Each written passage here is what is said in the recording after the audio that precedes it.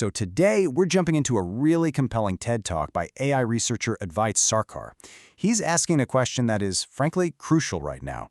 As we start handing over more and more of our work to AI, are we also handing over our ability to think?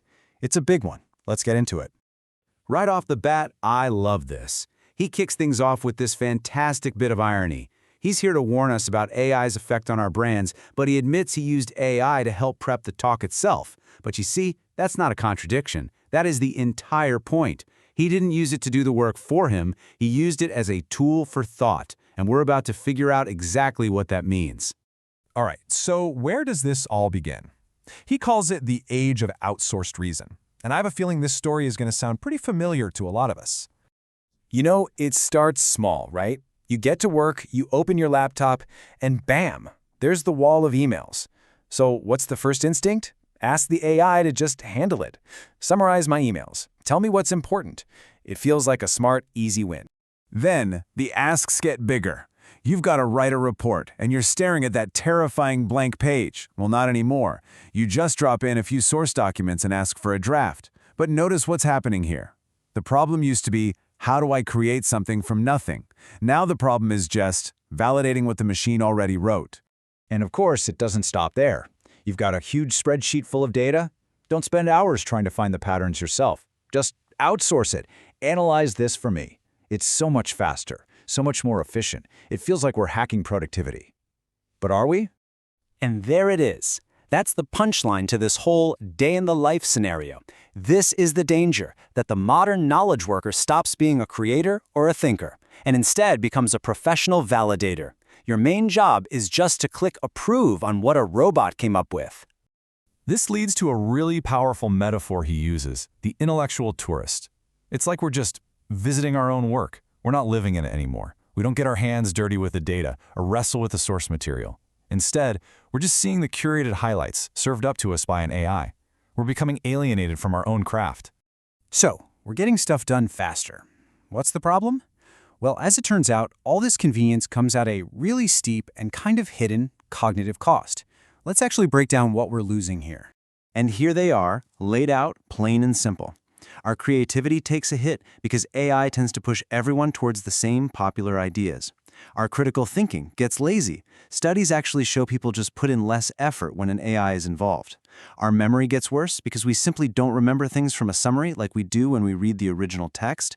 And maybe the scariest one, our metacognition, our very ability to think about how we think, it just starts to fade away. This quote just perfectly nails the absurdity of it all. We've started treating thinking like it's a chore, a problem that needs to be automated away. But thinking isn't a problem to be solved. It's the exercise that keeps our minds fit. And we're inventing a cure for it. Okay, so that's the problem. But here's the good news. It doesn't have to be this way. And this is the big pivot in his argument. We can actually choose a totally different path.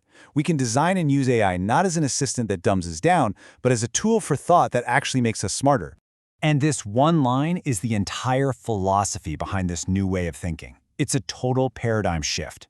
Instead of an AI that's just an obedient servant, what if we had an AI that was more like a sparring partner? One that pushes back, questions us, and forces us to be better. This comparison makes it so clear. On the one hand, you've got the AI assistant. It's all about efficiency, automation, getting to the right answer as fast as possible. But on the other hand, you've got the tool for thought, and that's all about exploration, understanding, and asking the right questions. It's designed to make us more intelligent, not to replace our intelligence. Okay, this all sounds great in theory, but what does an AI that actually makes you think look like? What does it do? Let's walk through a real research prototype to make this idea a lot more concrete. So let's meet Clara. She's got a proposal to write and a bunch of documents to base it on. Now, instead of just asking the AI to write a report, she starts by loading all her sources into a workspace.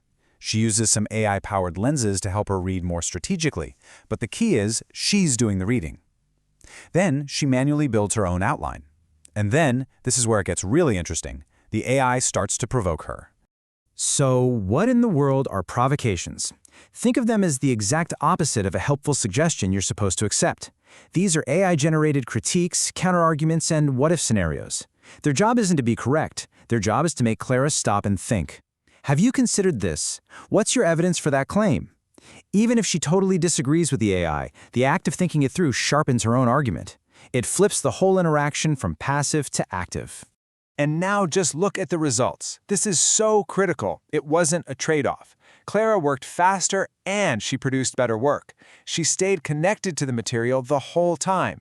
The AI provocations acted like a personal trainer for her brain, keeping her metacognitively engaged.